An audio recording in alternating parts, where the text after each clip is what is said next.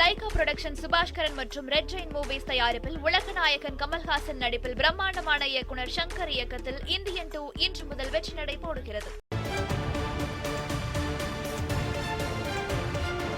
முக்கிய செய்தி: சமூகத்தில் வழக்கறிஞர்களின் நற்பெயர் குறைந்து வருவதை பார் கவுன்சில் உணரும் தருணம் இது என நீதிபதி வருத்தம் தெரிவித்துள்ளார்.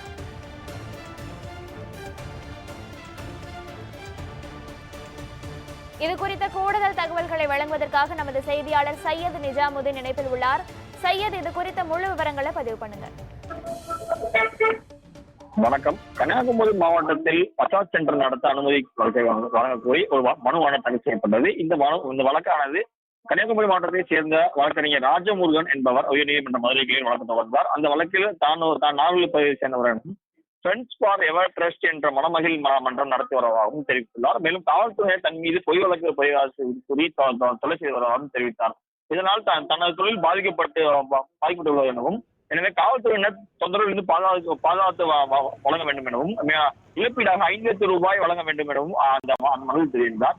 இந்த வழக்கானது நீதிபதி போலந்தி முன்பு விசாரணைக்கு வந்த போது விசாரணையின் போது அளித்த நீதிபதி ஒரு வழக்கறிஞர் பாலியல் தொழில் செய்வதற்கு நீதிமன்றத்தை அணுகியுள்ளார் எனவும் தெரிவித்தார். மிகுதி வேதனையாகவும் அழைத்தது எனவும் தெரிவித்த நீதிபதி வழக்கறிஞர் கல்வி தகுதியை ஆராய வேண்டியது எனவும் தெரிவித்தார். மேலும் இது போன்ற மனுக்களை ஒருபோதும் நீதிமன்றம் ஏற்றுக்கொள்ள முடியாது எனவும் தெரிவித்த நீதிபதி இது குறித்து விரிவான உத்தரவு பிறப்பிக்கப்படும் என தெரிவித்த விசாரணை தெரிவித்தார். இந்த நிலையில் தற்போது நீதிபதி பிறப்பித்த உத்தரவில் மனுதாரர் தான் ஒரு வழக்கறிஞர் எனவும் தன் மீது பொய் வழக்கு பதிவு செய்வதாக போலீசார் திரும்பி ஒருவரை தனது டெஸ்டுக்கு அனுப்பி பொய் புகார் பெற்றுள்ளாகவும் தன் மீது வழக்கு பதிவு செய்துள்ளாகவும் குற்றம் சாட்டி வருகிறார்.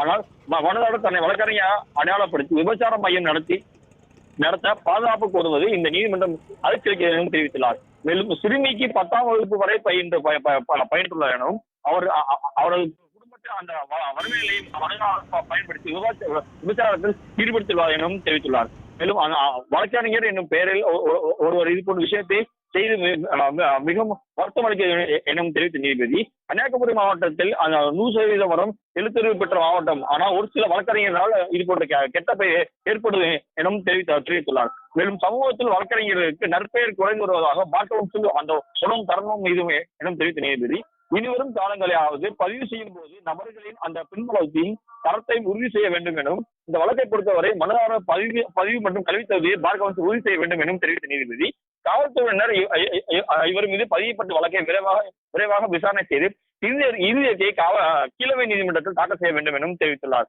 மேலும் அதன் அடிப்படையில் 5 மாதங்களில் விசாரணையை கீழமை நீதிமன்றம் முடிக்க வேண்டும் என உத்தரவிட்ட நீதிபதி அந்த வழக்கை தள்ளுபடி செய்தார். மேலும் அந்த மனுதாரருக்கு 10,000 ரூபாய் அபராதம் விதித்து அதனை 4 வாரங்களில் கன்னியாகுமரி மாவட்ட சமூக நலத்துறை அலுவலகம் வழங்க வேண்டும் எனவும் நீதிபதி உத்தரவு பிறப்பித்துள்ளார். விவரங்களுக்கு நன்றி சையத்.